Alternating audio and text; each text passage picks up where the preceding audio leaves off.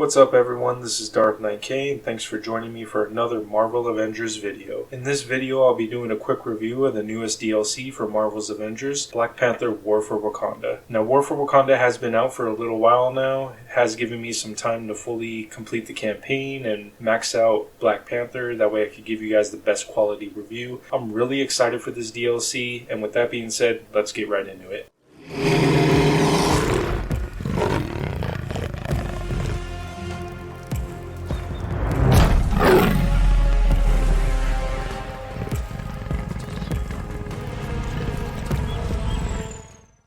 Black Panther War for Wakanda is the third character story DLC that we have received for Marvel's Avengers. The plot for this story revolves around King T'Challa, otherwise known as the Black Panther. King T'Challa, along with his sister Shuri, are tasked with stopping Ulysses Claw, taking their precious vibranium, and to prevent him from laying waste to Wakanda. The story itself has very little to do with the rest of the Avengers, and it does not tie into the story from the main game at all. But regardless of that, the story is great as a standalone. There's a good amount of content in this DLC. The main story mission will take you roughly around 3 to 5 hours to complete. If you spend time exploring, gathering chests, completing various side objectives within the story missions, it will take you some time. This is a good length for just a DLC. There are full games out there that take roughly the same amount of time to complete, and sometimes even less than that. The core gameplay in this DLC is largely unchanged. You run around the maps, killing enemies, capturing objectives, rescuing NPCs, and looking for chests. The real star of this DLC is the Black Panther himself. In my opinion, they really nailed it. He is a really great addition to the roster. The way he feels, his moveset, his overall aesthetics really makes you feel like you are the Black Panther. He has a good variety to his kit with the combos, and his abilities are really good for both single target and groups of enemies as well.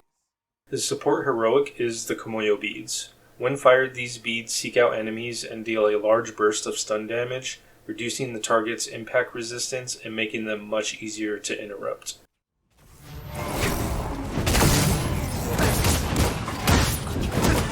His assault heroic is called King's Mercy. When activated, Black Panther throws a large vibranium spear capable of pinning up to 3 enemies at once. If this spear is unable to pin an enemy target, it will pierce through them instead. This is great for single targets and groups of enemies as well.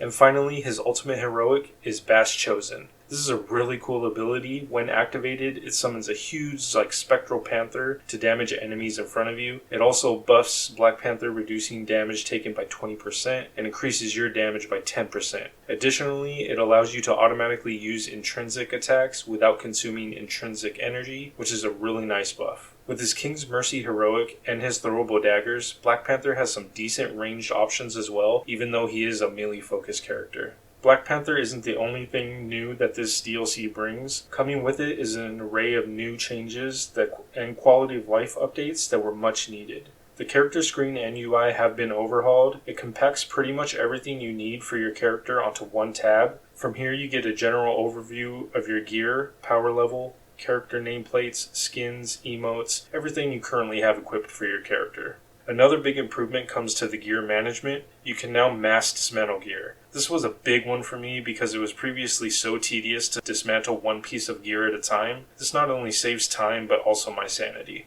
In addition to being able to mass dismantle, you can now freely transfer your gear to and from your storage to your character from anywhere via the gear screen. And you can lock the gear that you wish to save to prevent you from accidentally dismantling them. There's also increased locker space and carry gear space so that you can hoard those legendaries and exotics freely. Another quality improvement, though small but nice, you're now able to accept all faction missions from a single terminal. No more running back and forth between terminals to receive the different faction missions. This is another thing that saves you time. It's really nice. Now, I would like to talk a little bit about the new biome of Wakanda, as well as the new enemies and bosses. These two things are what the player base have been complaining about most since the game has launched. Number 1, not much variety to the enemy types, and number 2, too many aim facility maps that feel the same, making the game feel repetitive. I really want to commend the developers Crystal Dynamics and Square Enix for listening to the players. They did an excellent job with the new biome of Wakanda. It looks amazing. It's a very beautiful, vibrant, and lush landscape. They also added more verticality to this area compared to other biomes. Sure, some areas can start to feel similar after you have played for a few hours, but overall I think they did a great job, and it's a breath of fresh air away from the AIM robotics facility. abilities. The new enemy types also are a welcome addition. Ulysses Claw's mercenaries that are outfitted with vibranium tech really spices things up a bit. These guys can be tough. They have a new sonic debuff that they can hit you with, which can really make fighting them a bit difficult.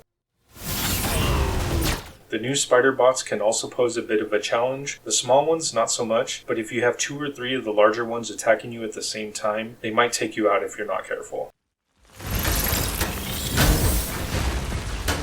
Finally, the villains. The 2 main villains this DLC adds is Crossbones and Ulysses Claw. Crossbones is more of a sub-villain. Claw will be the main villain you will face on multiple occasions.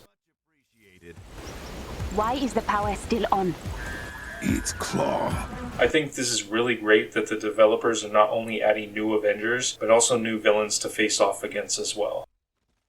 Overall, I think Black Panther War for Wakanda is a good DLC and a step in the right direction for Marvel's Avengers. With the new biome, new enemy types, new villains, and all the quality of life improvements, I have a sense of renewed hope for this game. And if the developers continue to provide free DLC of this caliber, I have no doubt that this game can make a comeback, much like Hello Games did with No Man's Sky. My final verdict for the Black Panther War for Wakanda DLC is a 7.5 out of 10. Thank you all for watching. If you liked this video or found it helpful in any way, please leave a like. It's much appreciated and it really helps the channel grow. Also, don't forget to subscribe for more gaming content, and I will see you all in the next one. Take care.